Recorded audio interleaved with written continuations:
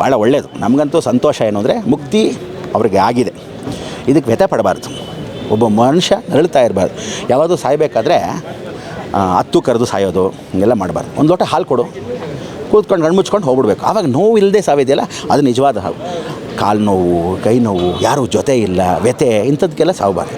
So ಅಂಥವ್ರಿಗೆ ಏನು ಮಾಡ್ತೀವಿ, ಒಳ್ಳೆ ಮುಕ್ತಿನಪ್ಪ, ಚಿಂತೆನೇ ಮಾಡಬೇಡಿ, ಒಳ್ಳೆ ಸಾವು ಅಂತ ಹೇಳ್ಬಿಡ್ತೀವಿ. ಸೋಮವಾರ ಸತ್ತರೆ ಯಾವತ್ತೂ ಕೇಳ್ಕೊಳ್ಳಿ, ಮುಕ್ತಿ ಮೋಕ್ಷ ಗ್ಯಾರಂಟಿ. ಅದರಲ್ಲೂ ಅವ್ರಿಗೆ ಇಷ್ಟವಾದ ಗಣಪತಿ ಸಂಕಷ್ಟಹರ ಚತುರ್ಥಿ ದಿವಸ ಅವ್ರು ಹೋಗಿರೋದಕ್ಕೆ ತುಂಬ ಸಂತೋಷ. ಒಳ್ಳೆ ನೀವು ಕೆಲವು ಸಿನಿಮಾಗಳ ಜೊತೆ ನಟಿಸಿದ ಬಾಲನಟರಾಗಿ ನಾವು ಬಾಲನಟರಾಗಿ ಸುಬ್ರಹ್ಮಣ್ಯನ ಪಾತ್ರ ಮಾಡಿದ್ದೀನಿ. ಅದು ಬಿಟ್ಟರೆ ಎಸ್ ವಿ ರಂಗಾರಾವ್ಗೆ ಮೊಮ್ಮಗನ ಕ್ಯಾರೆಕ್ಟರ್ ಮಾಡುವಾಗ ಇವಳೇ ಸೊಸೆ, ಬಿ ಸರೋಜಾದೇವಿ ಸೊಸೆ, ಎಸ್ ವಿ ರಂಗಾರಾವ್ ತಾತ ಅವರು, ನಾನು ಮೊಮ್ಮಗನ ಕ್ಯಾರೆಕ್ಟರ್ ಮಾಡಿದ್ದೆ. ಆಗ ಇರ್ತಕ್ಕಂಥ ರೇಲಂಗಿ ಅವರು ತಂದೆ ನನಗೆ. ಆಮೇಲೆ ವಿಶೇಷವಾಗಿ ಕಾಂತಾರಾವ್ ಅಂತಿದ್ದರು, ಅವರೆಲ್ಲ ದೊಡ್ಡ ತಾತ ಅಂತ. ಆ ಪಾತ್ರ ಚಿಕ್ಕ ಪಾತ್ರಗಳೆಲ್ಲ ನಾನು ಬ್ಯುಸಿ ಇದೆ. ಅಂದರೆ ಅವಾಗೆಲ್ಲ ಒನ್ ಡೇ ಮ್ಯಾಚ್ ಆಡ್ತಿದ್ದೆ. ನಾವು ಟೆಸ್ಟ್ ಮ್ಯಾಚ್ ಎಲ್ಲ ಆಡಿದಿರೋದು ಜಾಸ್ತಿ ಪ್ರಸಿದ್ಧವಾಗಿರಲಿಲ್ಲ. ಬಟ್ ಎಲ್ಲ ಭಾಷೆಯಲ್ಲೂ 9 ಭಾಷೆಯಲ್ಲೂ ಮಾಡ್ತಿದ್ದ ಸಮಯದಲ್ಲಿ ನಮ್ಮ ಹುಡುಗ ಇವನ್ನ ಪೊಟ್ಕೊಂಗು ಅಂತ ಹೇಳಿ ತಮಿಳಾಗಲೇ, ಯಾಕೆಂದರೆ ಸ್ಟುಡಿಯೋಗಳು ಹತ್ತಿರ ಇರ್ತಿತ್ತು.